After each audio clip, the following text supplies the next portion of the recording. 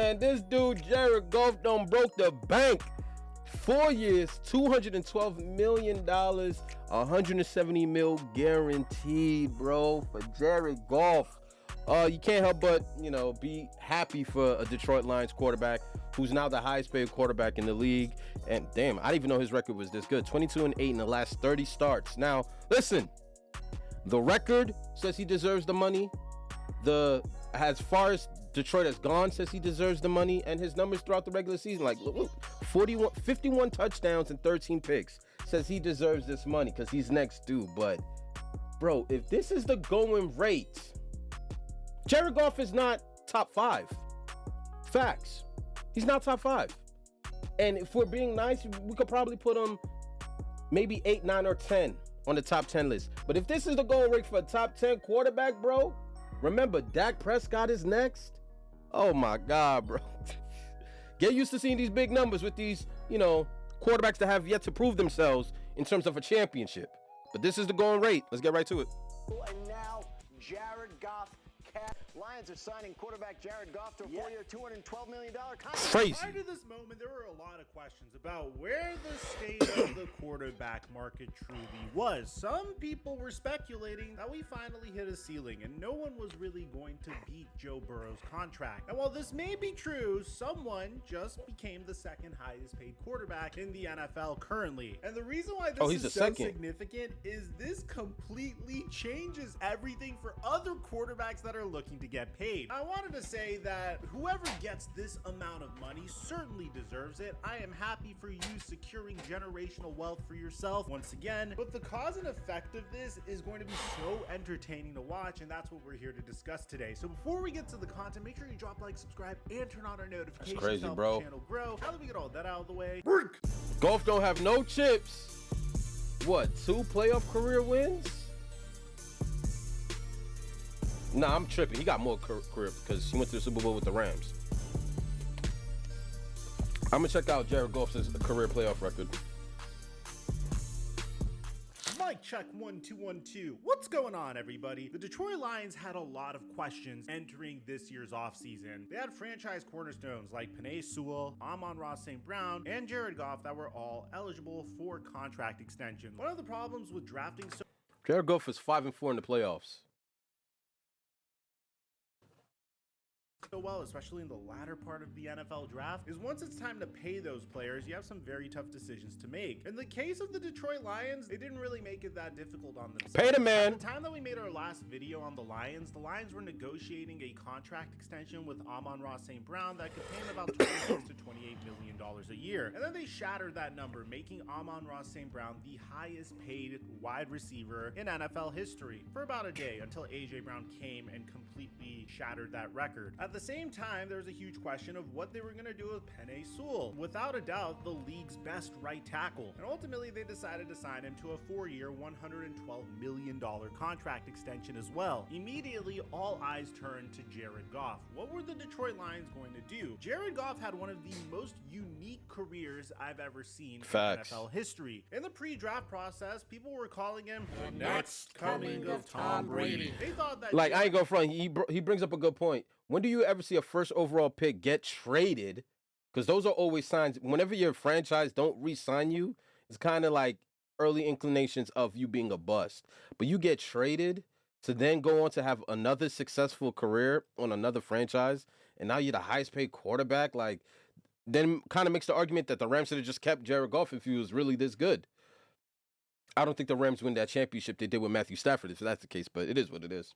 Goff possessed a lot of the similar traits of Joe Montana. And to be honest, I didn't think those comparisons were too far off. Jared Goff was perceived as a safe pocket passer who could throw with pinpoint precision and accuracy. And so far, he was just that. In his first season in the NFL, he struggled mightily, but in his first season in the NFL, he also had Jeff Fisher as a head coach. The Rams would then get him Sean McVay, and Sean McVay would devise a quarterback-friendly offense around Todd Gurley, and really the rest was history. history. For the next 2 years, Jared Goff experienced the most success of his entire career. Then, Off of Todd Gurley's back. knee would blow out. This taught Sean McVay a very important lesson. Building an offense around a running back was probably the most volatile thing you could do in football, especially in today's NFL, especially if you're not. Yo, I saw a random fact the other day, bro. Todd Gurley was just so special for a short period of time, bro. I saw this stat that said, with Derrick Henry signing with the Baltimore Ravens like a couple of months ago, Todd Gurley's younger than Derrick Henry. And Todd Gurley been out the... Someone calling me? Someone's always calling me. Why do y'all wait till... Todd Gurley been out the NFL for like 3 years. And he's younger than Derrick Henry, bro. Crazy. So in 2019, he decided to what could have been around Cooper Kupp. And in 2020, he realized that Jared Goff might not be the right quarterback to run that offense, even benching him for John Wolford towards the latter part of his career. Jared Goff would then get traded in the most even trade in NFL history. Goff would be traded along with 2 first-round picks and a 3rd-round pick in order to receive Matthew Stafford. And the theory was that Jared Goff was just going to be a bridge quarterback until the Lions found a quarterback prospect that they liked. But the problem was Jared Goff was actually fairly solid once given a decent supporting cast. The Lions were on fire during the NFL draft, constantly drafting hit after hit after hit. Next thing you know, Jared Goff is back to throwing for over 4,400 passing yards in 2022 and being named to a Pro Bowl before leading the Detroit Lions all the way to the NFC Championship and pretty damn close to winning it during this past year. In one of his best seasons to date, Jared Goff threw for over 4,500 passing yards. He knew that money was coming. And 12 interceptions. Surprisingly, he wasn't named to a Pro Bowl. So there's a huge question of what the Lions saw in Jared Goff at this point. Is he still just your bridge quarterback? But what kind of bridge quarterback throws for over 4,500 passing yards? Is he gonna be the guy for the future? Could this guy get you to a Super Bowl? Well, Jared Goff himself seemed fairly unsure at the end of the season. You know, regards to my future, it's not up to me. I love this place, and we'll see what happens as time goes on here. But yeah, I love this place and love Dan, love all the coaches, love all my teammates, and it's not out of my hands in some ways. You know, it's up saying to all the right kiss ass shit. You know what I mean? Like, of course you're gonna love this place. You want to get paid, right? But let's be honest. You know anybody that left Los Angeles to move to Detroit? representatives and obviously the people upstairs.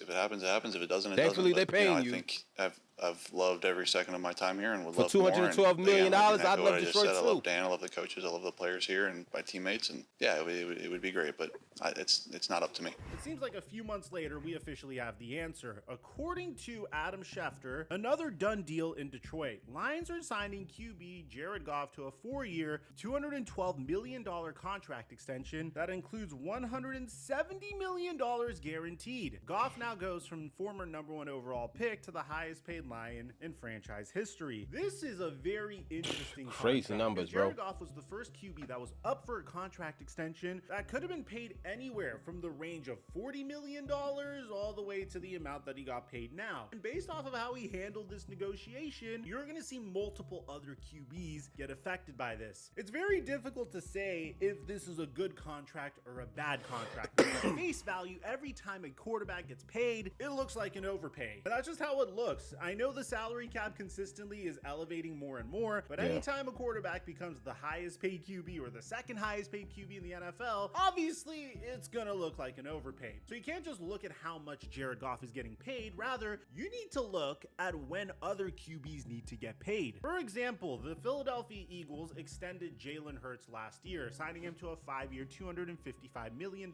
contract extension. The Chiefs restructured Patrick Mahomes' deal, and currently as it stands, the highest paid QB in the NFL is Joe Burrow, followed by Jared Goff, then Justin Herbert, Lamar Jackson. Joe Burrow at 55. Yo, annually? Oh my God, bro. I'm telling you, when I have a kid, his first word is gonna be hut hut. Hut hut. I don't need dad. I don't need nothing. Hut hut. 55 mil. 53 for Goff, 52 for Herbert, 52 for Lamar, 51 million for Jalen Hurts. And what do all 5 of them have in common? No chips, ladies and gentlemen. They got no chips in common, but they Gucci. And Jalen Hurts, who was getting paid $51 million last year, is now in 5th place. I ain't gonna hold you. Not just the salary. Look at Joe Burrow's record as a starter, bro. I thought Joe Burrow was at least better than that. 29-22. He's the highest paid quarterback. Jeez. A 7-win plus record. I mean, look at Lamar. Look at Lamar 58-19 as a starter, bro, and not making Joe Burrow. None of this shit makes.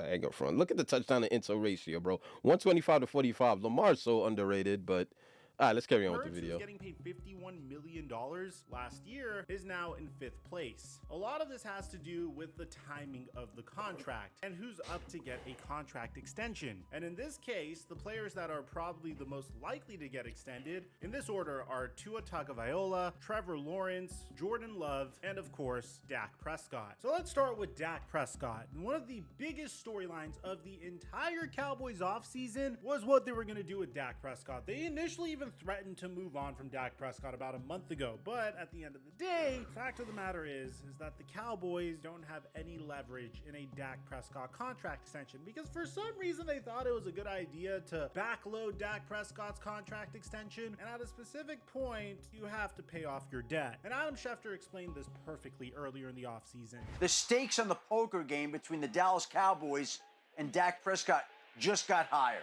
Because once he does sign that, and that tag will be signed by Monday, then the Dallas Cowboys owe him the $31.4 million for this season. And if they can't get a long-term deal done by July 15th and they have to franchise him again, guess what that number is going to be? 37.7. And if they can't get a deal done after that, the next year, it's 144% of the salary from the previous year, $54.4 million. So to me, he's got long-term leverage because the Dallas Cowboys can't afford to lose Dak Prescott. Now, it's important to mention that Dak Prescott doesn't necessarily want to be the highest paid QB in the NFL, but that could just mean beating Jared Goff's contract. Thanks to Jared Goff, the bar is now set at $53 million annually for a deal that doesn't top the market. So you can expect Dak Prescott to go for a $53.5 million contract. And the reason why the Cowboys would extend Dak is at least they would be able to lower Prescott's 2024 cap hit, and this would give the Cowboys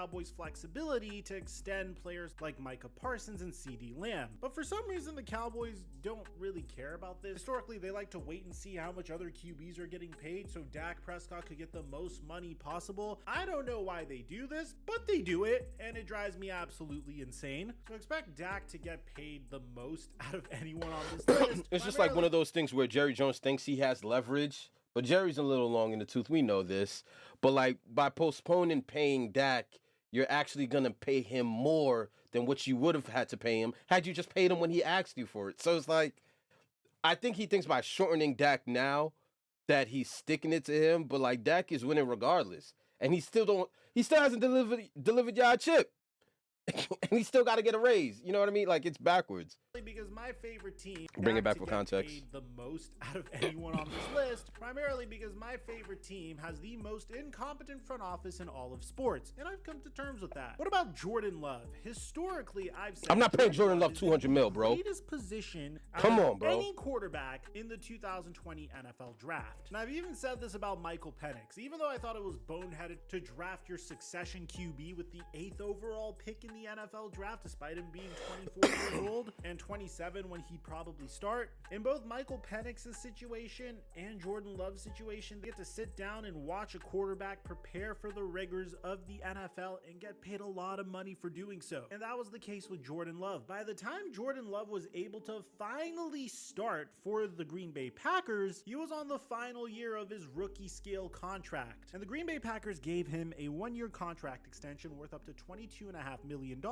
before he even started for the Packers. So they are covered for this season, but after this season, Jordan Love's contract expires, so you don't really get to take advantage of a rookie scale contract. But there's no question in my mind, the time Jordan Love spent studying Aaron Rodgers was so valuable and was the difference between him being a very promising QB or another quarterback that ended up busting. But now that Jordan Love is being given a contract extension, the Green Bay Packers would be heavily incentivized to get it done as soon as possible. Historically, they've shown that they'd be willing to do that. If they do it quick enough, you might see see Jordan Love get paid somewhere around the $50 million mark. In this case, Jordan Love can opt to bet on himself and wait for Trevor Lawrence, Tua, and Dak to get their extensions before signing a contract extension, or he could opt to sign it immediately and be paid within the top 6 QBs in the NFL, thus saving the Green Bay Packers a lot of money to invest elsewhere and giving him a nice payday based off of how well he performed in his first season under center. I don't expect Jordan Love to come out and say, hey, I want to be paid more money than Joe Burrow and Jared Goff. I could possibly see him sneaking into the top 5 or the top 6, and when you consider the fact that the salary cap is rising, this puts the Green Bay Packers in a remarkable position, especially if they get this contract extension done quickly. Now here's where it gets complicated. What about Trevor Lawrence? Trevor Lawrence was considered to be the next coming of Patrick Mahomes,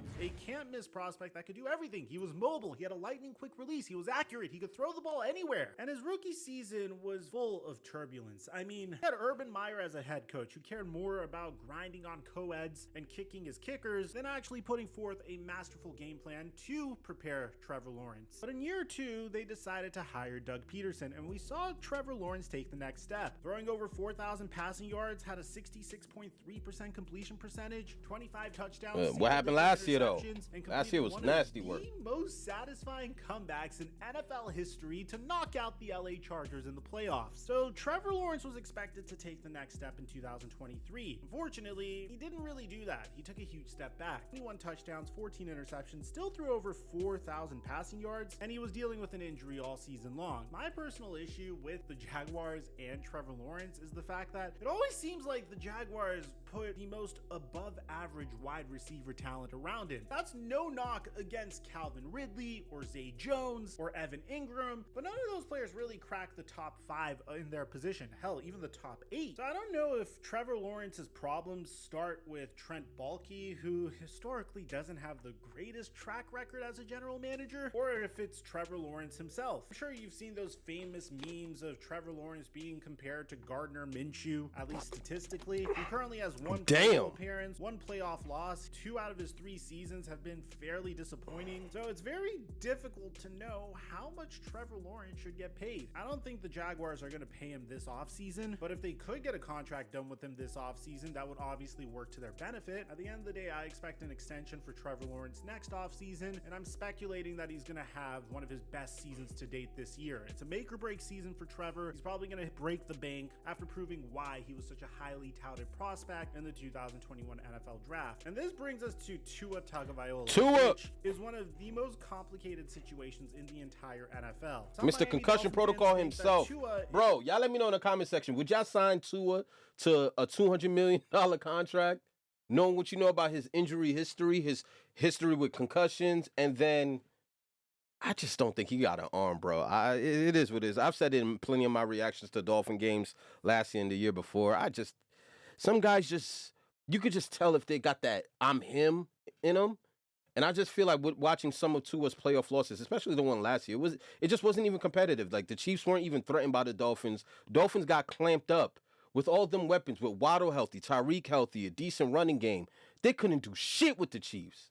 Granted, it is the Chiefs, but still, you would expect an offense with that much firepower, with an offensive coaching staff from the San Francisco 49ers. I forgot their head coach's name.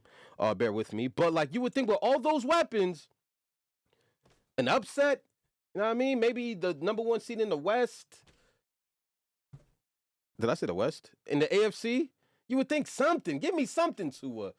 He's a good quarterback, but, man, if the going rate is $200 million, God, bro, like, that's, God. Is an MVP caliber talent. And these guys get paid to do shit, bro. Suggest that. The moment Mike McDaniel became his head coach, Tua exploded, building an all-world supporting cast around him both offensively and defensively. In his first season, Tua threw for over 3,500 passing yards in 13 games played, despite the injuries he sustained. He also threw for 25 touchdowns and 8 interceptions. This past year, he had almost a 70% completion percentage and threw for over 4,600 passing yards, 29 touchdowns, great and numbers. 14 interceptions. The Miami Dolphins were known as the Dallas Cowboys of the AFC because they were really good at beating up really bad teams, but were never able to take on those really good teams. They would drop 70 points on the Denver Broncos, but they would inevitably lose to the Kansas City Chiefs both times when they faced off against them throughout the year. Patrick Mahomes, these Chiefs, 26-7. You got Tyreek Hill and Jalen Waddle, and you putting up 7 points? This is what I'm saying. These regular season quarterbacks. Another moderation version of fucking Kirk Cousin. Put up 4,000 passing yards, 25 passing touchdowns. But when it's time to put the chips in the middle of the table, y'all fold.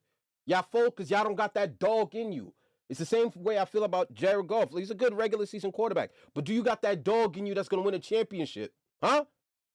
Jared Goff, you were up 17 at half and end up allowing the 49ers to come back from 17 down. Bye. Same thing with Tua. Not even with Tua. You can't even get to 17. 26-7.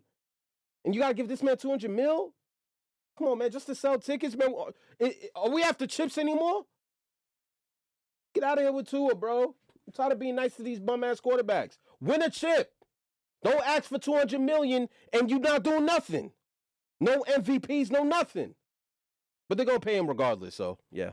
Now, historically, I've always said that if you can't build a contender around your QB on a rookie scale contract, then you definitely have a right to have some reservations in regards to handing him a max contract. In the case of Tua, if Jared Goff is getting paid $53 million a year annually, and his fellow classmate Joe Burrow got paid $55 million a year annually, you could expect Tua to come in at $54 million a year, or even potentially break Joe Burrow's contract, depending on how much the salary cap goes up. I expect Tua's contract to get done within the next couple of months. None of these guys are Mahomes. That they're planning on signing Tua to a contract extension. That number is probably going to be significantly more inflated as a result of Jared Goff. And then, of course, there is the man that is going to destroy NFL quarterback contracts. I mean, I wouldn't be surprised if Brock Purdy gets $60 million a year annually by the time his contract expires. You're talking about Mr. Irrelevant here. You have this man on the cheapest quarterback contract in the entire NFL from the very beginning of his career. This man was able to lead you to an NFC championship and a Super Bowl in both of his years starting. There's no question about it. It doesn't matter how you feel about Brock Purdy as a quarterback. I personally hate him because he always destroys my favorite team, but I love the story. But this past year, he threw for over 4,200 passing yards, 69.4% completion percentage, 30 touchdowns, 11 interceptions, finished in top 5 in MVP. Pay that man.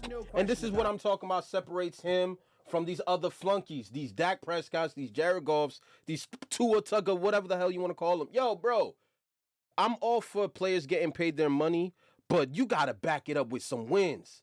Granted, the 49ers didn't win the Super Bowl, and ultimately it's always about chips. But at the end of the day, could he get them there?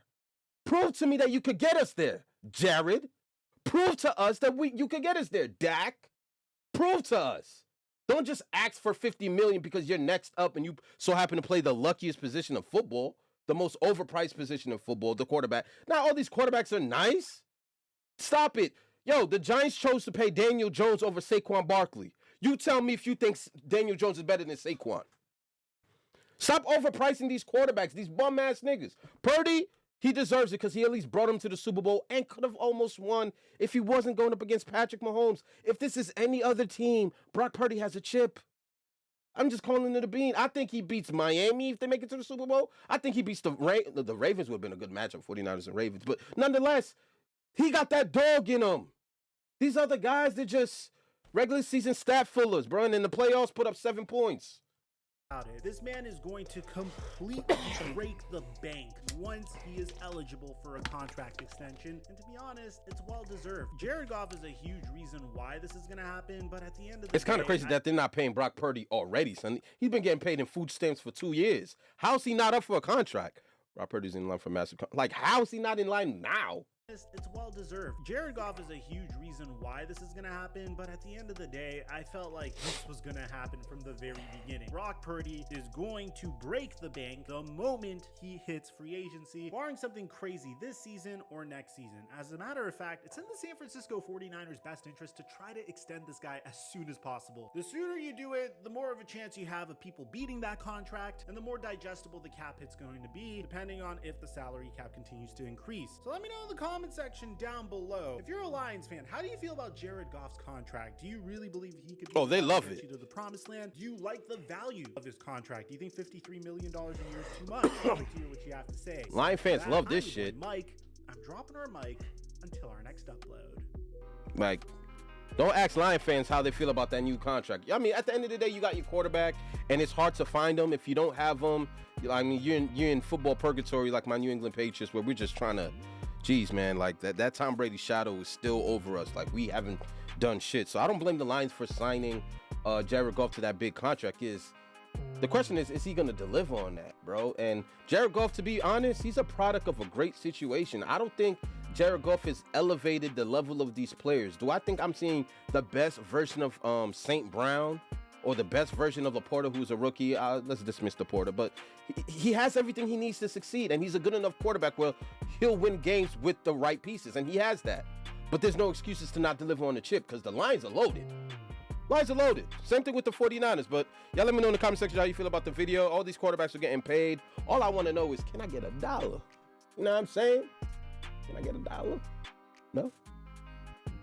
I'll let you guys next video.